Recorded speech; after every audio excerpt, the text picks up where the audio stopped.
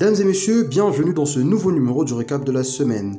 On débute ce numéro en politique. Sachez que le chef de l'État, Félix-Antoine Tshisekedi, a présidé ce vendredi 17 novembre la cérémonie officielle de signature par la partie congolaise de l'accord portant statut de la force de la SADC qui va être déployée dans les jours à venir en RDC. Les chefs d'État de la SADC étaient réunis en amont le 4 novembre à Luanda en Angola dans un sommet extraordinaire pour évoquer la situation à l'est de la RDC depuis la résurgence de la rébellion du M23 soutenue par le Rwanda. Lors de cette rencontre, il était notamment question de l'envoi d'une force régionale de la SADC pour remplacer celle de l'EAC. Et le 10 novembre dernier, au cours du Conseil des ministres, le président de la RDC, Félix-Antoine Tshisekedi, avait invité les vice-premiers ministres des Affaires étrangères et de la Défense à tout mettre en œuvre pour aboutir au déploiement effectif de la force de la SADC en RDC. La dite recommandation faisait donc suite aux conclusions du 43e sommet des chefs d'État de la SADC relative au déploiement de la mission de la SADC en République démocratique du Congo. La Cour pénale internationale CPI a effectué une visite en RDC pour examiner les criminalités commises par le M23, et cela à la demande des autorités congolaises, comme l'a annoncé le jeudi 16 novembre dernier à la presse congolaise le procureur adjoint de cette juridiction, Maman Mandiaye Nyang, à Pullman Hotel à Kinshasa, au terme de son séjour de 3 jours dans la capitale. L'objectif de cette visite est de permettre dans les tout prochains jours de saisir le juge pour statuer s'il y a des éléments nouveaux ou anciens avant de lancer une enquête. Mais en attendant, la Cour continue d'évaluer sur terrain.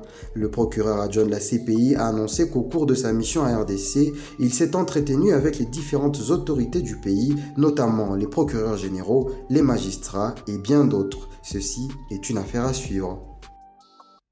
Dans un communiqué signé ce vendredi 17 novembre 2023, la ministre de la Culture, Arts et Patrimoine, Catherine Katungu Furaha, a informé le gouvernement de la République démocratique du Congo de l'impossibilité de tenir le sommet national de la culture en cette fin d'année 2023. Elle propose par ailleurs un temps supplémentaire qui peut courir jusqu'au premier semestre de 2024. Selon le communiqué officiel du ministère, la cause du report est due à des contraintes techniques, d'où les délégués du ministre de la Culture, Arts et Patrimoine, ceux de la présidence et ceux de la primature ne sont pas parvenus à organiser cette activité dans les délais prévus.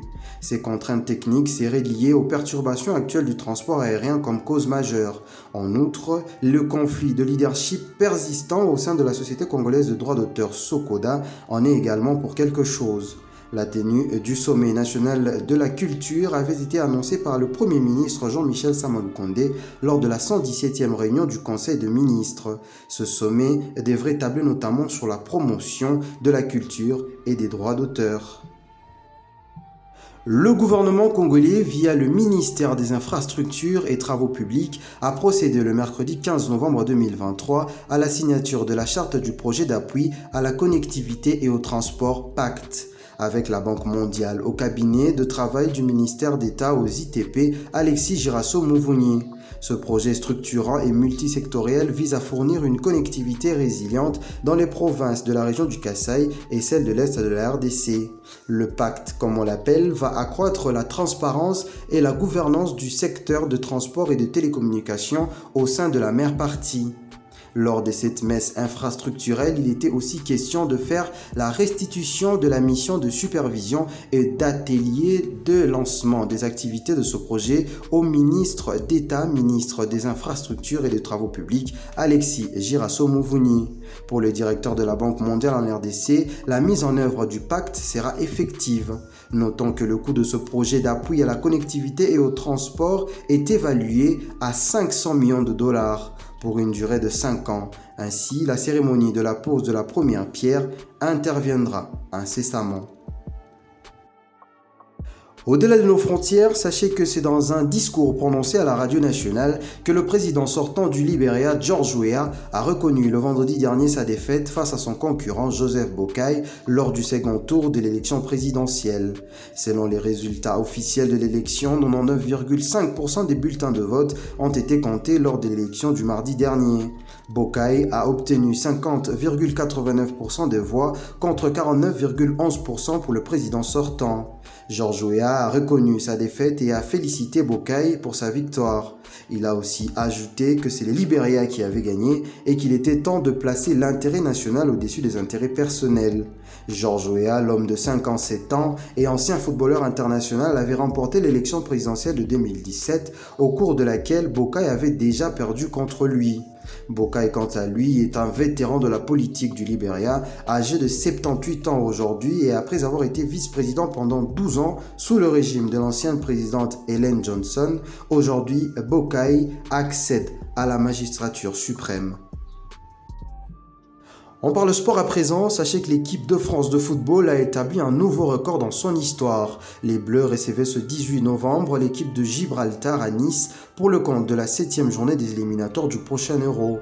Les hommes de Didier Deschamps se sont imposés sur la lourde note de 14 buts à 0, écrasant ainsi au passage leur précédent record qui date du 6 septembre 1995 contre l'Azerbaïdjan où le score était de 10 buts à 0.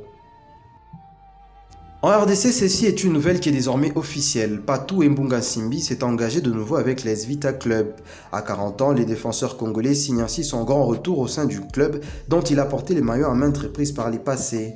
Formé à Mabouilou, Mbunga Simbi avait rejoint l'AS Vita Club en 2010, club avec lequel il a connu ses plus belles années, notamment avec l'année 2014 où il a atteint la finale de la Ligue des Champions de la CAF en tant que capitaine. Cette signature de Mbunga Simbi au Vita Club sonne comme un retour aux sources pour ses piliers de la défense congolaise. L'occasion pour lui de boucler la boucle dans ce club qui lui tient tant à cœur et avec lequel il espère encore connaître le succès. Une chose qu'espère tout autant Joe Issaman Peko, qui a aussi signé son grand retour au sein du club de la capitale congolaise 10 ans après son départ. On place un mot de culture à présent, sachez que Koffi Olomide est à nouveau le centre de plusieurs révélations de sa fille biologique, Didiston Olomide, dont l'envie de défendre sa mère passe avant toute autre chose.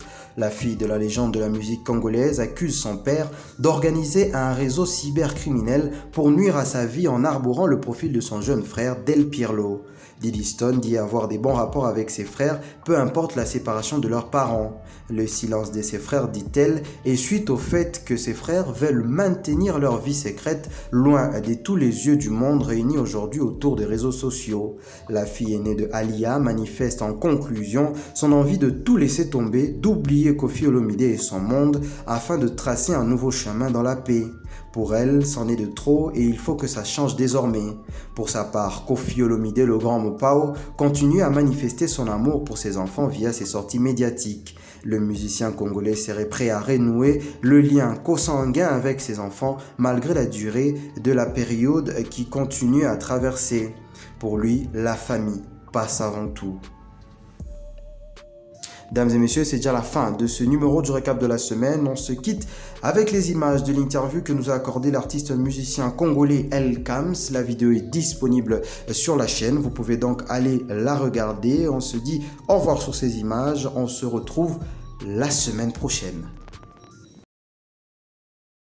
Ce n'est pas moi. C'est-à-dire c'est eux qui viennent, ils sont prêts. Ils sont nombreux, tu vois. Et facilement...